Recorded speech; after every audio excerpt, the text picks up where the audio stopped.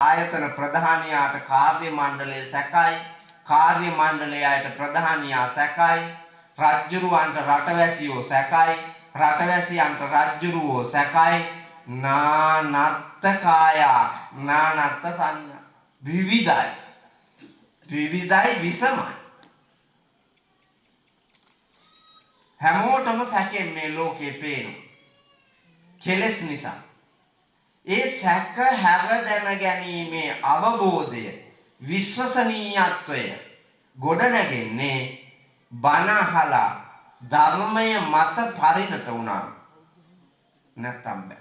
අවබෝධය නැත්තම් සැකයි නේද? ප්‍රශ්න පත්‍රේ ඉරි ගහන්න දෙනවා. අවබෝධය තිබ්බොත් හරිම එකට ගහනවා. නැත්තම් සමහර විට හරියයි. සමහර විට හරියයි කියලා ඔහේ එකට ගහනවා. ඒක වැරදි. බිඳුවයි. හිතියටත් වඩා පහළ වැටෙනවා. එහෙනම් අවබෝධය ඇති කර ගැනීම සඳහා ඔබට